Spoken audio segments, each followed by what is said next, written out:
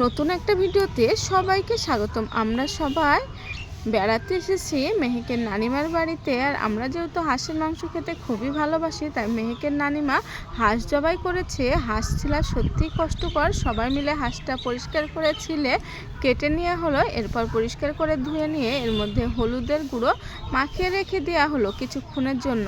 আর কড়াইয়ে সর্ষের তেল দেওয়া হয়েছে। তেলটা এর মধ্যে পেঁয়াজ এই দেখুন বেরেস্তার মতো ভেজে নেওয়া হয়েছে। এর মধ্যে হাঁসের মাংসটা দিয়ে দেওয়া হলো। অন্যদিকে রসুনটা থেতো করে রেখেছে, সেই থেতো রসুনটা মাংসের মধ্যে দিয়ে দিচ্ছে। পরিমাণ মতো লবণ দিয়ে দেওয়া হলো।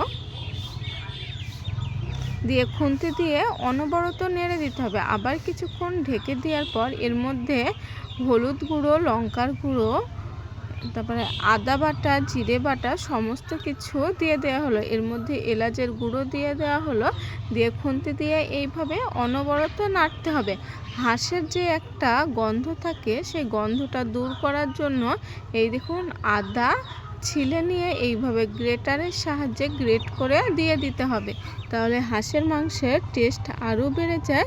মেহেকের নানিমা হাঁসের মাংস খুবই ভালো রান্না করে, তাই মেহেকের নানিমাই হাঁসের মাংসটা রান্না করছিল। আমি মাঝে মধ্যে এসে ভিডিও ক্লিপ তুলে নিয়ে যাচ্ছিলাম, এই দেখুন আপনাদের সঙ্গে শেয়ার করার জন্য। হাঁসের মাংসের কালারটা দেখুন, মাশাআল্লাহ কালারটা খুবই সুন্দর হয়েছে। আর এর মধ্যে জলটা গরম করে রেখেছিল, গরম জলটা অল্প করে দিয়ে দেওয়া হলো। যেহেতু মাংসটা মাখা মাখা করা হবে, বেশি ঝোল রাখা হবে না, তাই অল্প করে দিয়ে কিছুক্ষণের জন্য ঢেকে রেখে দেবে। এই দেখুন ঢাকনা তুলে আমার হাঁসের মাংসটা রেডি হয়ে গিয়েছে। দেখুন মাশাআল্লাহ কতটা সুন্দর হয়েছে।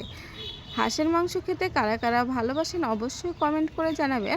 আর হাঁসের মাংসের সঙ্গে চালের রুটি হলে তো কথাই নেই, সেই জন্য চালের রুটিও করছিল। এই দেখুন আটাটাকে ভালো করে খুমির করে নিয়ে তারপরে এইভাবে রুটি করছে। হাঁসের মাংস দিয়ে চালের রুটি খেতে কারা কারা ভালোবাসেন অবশ্যই কমেন্ট করে জানাবেন। আর ভিডিওটা যদি ভালো লেগে থাকে তাহলে লাইক, কমেন্ট আর শেয়ার করে দেবেন। এই দেখুন রুটিটা হয়ে গিয়েছে।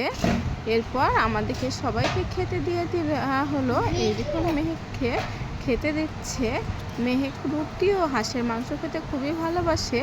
আর সঙ্গে যদি থাকে পায়েস তাহলে তো কথাই নেই। এই দেখুন মেহেক বলছে খুবই ভালো রান্না হয়েছে।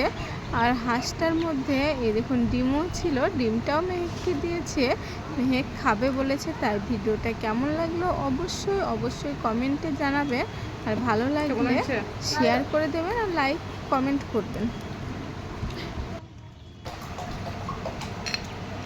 সত্যি কথা বলতে হাঁসের মাংসটা খেতে সেই স্বাদ হয়েছিল, খুবই সুন্দর হয়েছিল।